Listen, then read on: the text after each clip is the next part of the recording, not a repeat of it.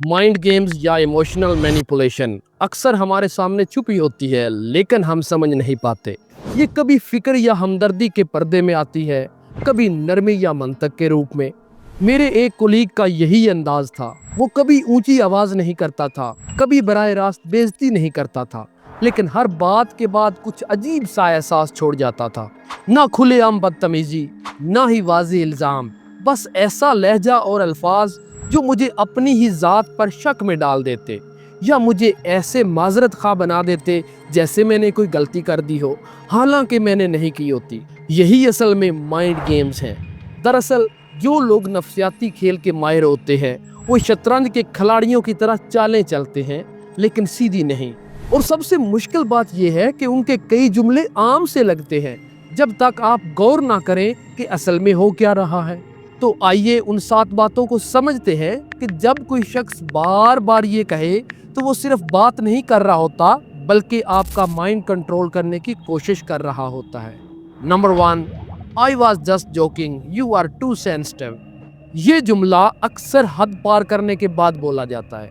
कोई शख्स कुछ नामुनासिब बोलता है, आप रद्द अमल दें तो फौरन कहता है मैं तो मजाक कर रहा था, और इल्जाम वापस आप पर ही डाल देता है। शुरू में आपको लगता है शायद आप ही ज्यादा तनकीद कर रहे हैं, आप नहीं चाहते कि आप सख्त मिजाज या हसास लगे। लेकिन अगर कोई बार बार हद पार करे और फिर मजाक के पीछे छुप जाए, तो ये हल्का फुल्का नहीं बल्कि सोचा समझा हरबा है। इसका मकसद आपकी बाउंड्रीज को आजमाना और जिम्मेदारी से बचना होता है। वो जो चाहे कहते हैं, देखना चाहते हैं कितना आगे तक जा सकते हैं, और फिर मजाक का बहाना बनाकर जवाबदेही से बच जाते हैं और ये दिखाते हैं कि मसला आपका है जो मजाक नहीं समझ सकते। असल मसला ये है कि इस रवैये से आप अपनी ही इमोशनल फीलिंग्स पर शक करने लगते हैं। आपको तकलीफ होती है, मगर आप सोचने लगते हैं कि शायद इस तरह महसूस करना गलत है, और ये एहसास वक्त के साथ आपके एतमाद को कमजोर कर देता है, और आहिस्ता आहिस्ता आप सोचने लगते हैं कि शायद आप ही गलत हैं। Number 2, you always over react. ये वो जुमला है जो कभी पुरस्कून या न्यूट्रल टोन में नहीं कहा जाता।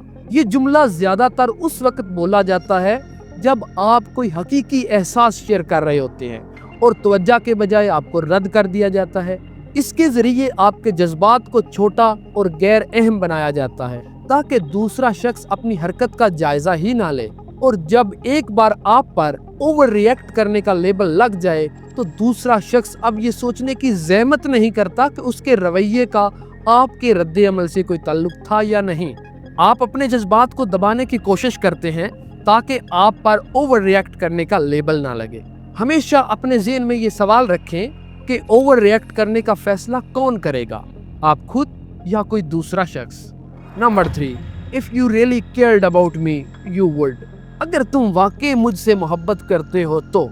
बज़ाहिर ये मोहब्बत या एतमाद की बात लगती है, लेकिन असल में ये कंट्रोल का तरीका होता है।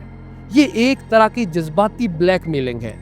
कभी कोई आपसे पैसे मांगे, कभी प्लान कैंसिल करने का बोले, और अगर आप ना करें तो आप पर इल्ज़ाम आए कि आपको परवाह ही नहीं। ऐसा बोलकर वो आप में एहसास जुर्म पैदा करते हैं। अब आप सिर्फ एक मुतालबा नहीं ठुकरा रहे, बल्कि एक रिश्ते को ठुकरा रहे हैं। कम से कम यही तासर दिया जाता है।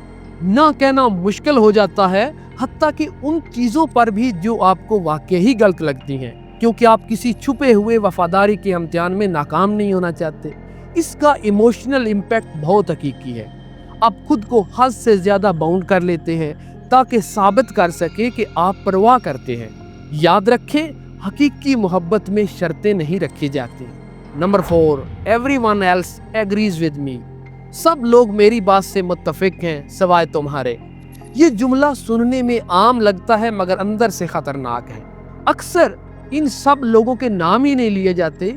इसका मकसद ये होता है कि आप पर दबाव डाला जाए कि आप बगैर बहस के साथ दें। अगर आप अकेले शख्स हैं जो एतराज कर रहे हैं, तो आप सोचने लगते हैं कि शायद आप ही गलत हैं या आप ही मुश्किल पैदा कर रहे हैं। याद रखें, अक्सरियत की राय हमेशा सच नहीं होती। अगर कोई बार बार ये जुमला बोले तो मखसूस नाम और तफसील पूछे, आखिर कौन मुत्तफिक है, उन्होंने क्या कहा। अक्सर हकीकत जांचने पर यह तासर टूट जाता है। Number 5, calm down. یہ جملہ بظاہر ٹھیک لگتا ہے مگر اکثر اس کا مطلب ہوتا ہے تمہاری جذباتی کیفیت میرے لیے مسئلہ ہے۔ یہ خاص طور پر اس وقت نقصان دہ ہوتا ہے جب آپ پہلے ہی کوئی مشکل بات بیان کرنے کی کوشش کر رہے ہوتے ہیں۔ آپ دکھی، پریشان یا خوف زدہ ہو سکتے ہیں، لیکن ہمدردی یا تجسس کے بجائے آپ سے کہا جاتا ہے کہ اپنے آپ کو ابھی قابو کرو۔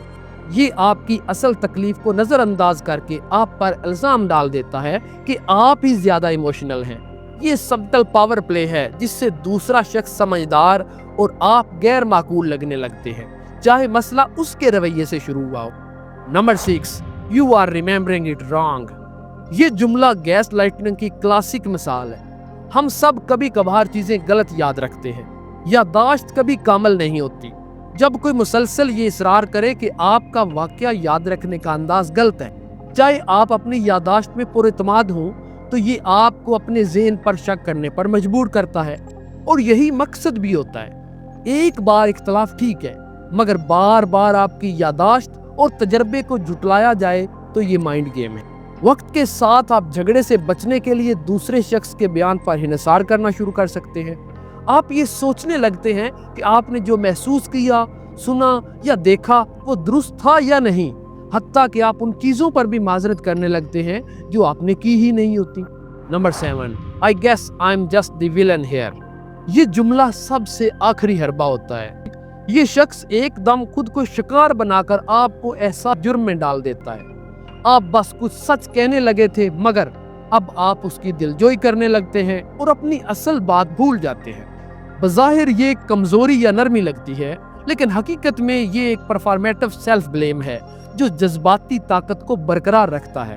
جب کوئی یہ بات بار بار کہتا ہے تو یہ دیکھیں کہ اس کے بعد کیا ہوتا ہے۔ کیا وہ سوچتا ہے؟ کیا وہ عمل کرتا ہے؟ یا صرف یہ چاہتا ہے کہ آپ اسے کہیں، نہیں تم ویلن نہیں ہو، تم تو بہت اچھے ہو۔ ہر مائنڈ گیم جان بوجھ کر نہیں کھیلا جاتا۔ بعض اوقات لوگ یہ حربے اس لیے استعمال کرتے ہیں کہ ان کے پاس ایمانداری سے بات کرنے کی مہارت یا ہمت نہیں ہوتی، لیکن اس کا اثر ہمیشہ ایک جیسا ہوتا ہے۔ آپ الجھن میں پڑ جاتے ہیں اور خود پر شک کرنے لگتے ہیں۔ اصل طاقت آگاہی میں ہے۔ جب آپ یہ جملے پہچاننے لگتے ہیں، آپ خود سے یہ پوچھ سکتے ہیں، اس صورتحال میں میرے لیے کیا سچ ہے، بجائے اس کے کہ فوراً کسی اور کے بیانیے کو قبول کر لیں۔ آپ کو ہر ایک کا دماغ پڑھنے والا نہیں بننا، بس اپنی ذہنی سپیس کو محفوظ رکھنا ہے۔ آپ جوڑ توڑ کو پہچان سکتے ہیں، اسے نام دے سکتے ہیں اور خود اعتمادی پر مبنی فیصلے کر سکتے ہیں۔